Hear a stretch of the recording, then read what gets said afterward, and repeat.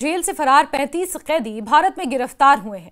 भारत में घुसने की कोशिश करते हुए उन्हें गिरफ्तार किया गया है। पश्चिम बंगाल, बिहार और उत्तर प्रदेश बॉर्डर से ये गिरफ्तारियां हुई हैं। उत्तर प्रदेश से 22 कैदियों को गिरफ्तार किया गया है। बिहार से 10 और पश्चिम बंगाल से 3 कैदी गिरफ्तार हुए हैं। नेपाल में आंदोलन के दौरान 15,000 कैदी फरार हो गए थे और ऐसे में अब 35 जो कैदी हैं उनकी गिरफ्तारी भारत में हुई है। ये कहीं ना कहीं भारत के लिए एक बड़ी चिंता की बात है। 15,000 से ज्यादा कैदी फरार हुए हैं। जो जेनजी आंदोलन ने जिस तरह से हिंसक रूप धारण किया, उसके बाद जो कैदी फरार हुए हैं उनकी गिरफ्तारियां भारत के बॉर्डर से हुई हैं। पश्चिम बंगाल से गिरफ्तारी हुई है, उत्तर प्रदेश, बिहार के कई बॉर्डर इलाकों से ये गिरफ्तारियां हुई हैं और भारत के लिए ये कहीं ना कहीं खतरे की घंटी के समान है। आपको बता दें कि जिस तरह से महोत्तरी, नखू और पोखरा की जेलों में आगजनी हुई, प्रदर्शनकारियों ने वहां पर आग लगाई, उसके बाद कई कैदी भागने में सफल हुए।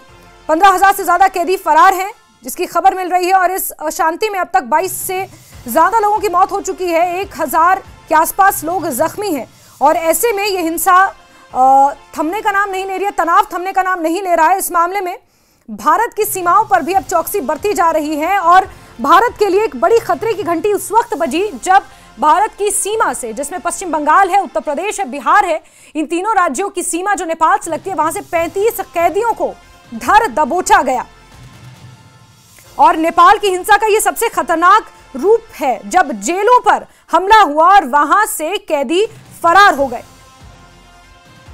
कई ऐसे जेल जिसमें नखू जेल ललितपुर, इसके अलावा पोखरा जेल, महोत्तरी, ये वो तमाम जेलें हैं जहां पर आगजनी हुई। प्रदर्शनकारियों ने वहां पर भी हिंसा करने की कोशिश की जिसके नतीजे में कैदी फरार हो गए और उन्हें अब धर दबोचा गया है भारत नेपाल की सीमा से।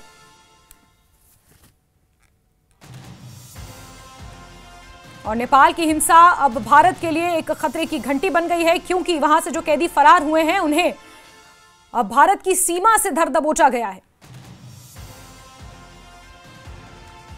और साथ ही साथ नेपाल की जेलों से 7,000 कैदी फरार बताए जा रहे हैं। आंकड़ा 7,000 हो चुका है। इनमें से कई का मूवमेंट भारत नेपाल बॉर्डर पर भी देखा गया है। सशस्त्र सीमा बल हाई अलर्ट पर हैं। हर संदिग्ध की पड़ताल की जा रही है क्योंकि ये कैदी नेपाल की जेल की 4 दीवारी से निकलकर अब भारत की सरहद पर दस्तक दे रहे हैं और इसी क्रम में इनकी गिरफ्तारी भी हुई है। और इसीलिए कहा जा रहा है कि भारत के लिए भी स्थिति कहीं ना कहीं तनावपूर्ण है क्योंकि वहां की जेलों से 7,000 कैदी फरार हुए हैं। हिंसा की वजह से जेलों को भी आग के हवाले कर दिया गया था और अब ये कैदी भारत नेपाल की सीमा पर देखे गए हैं।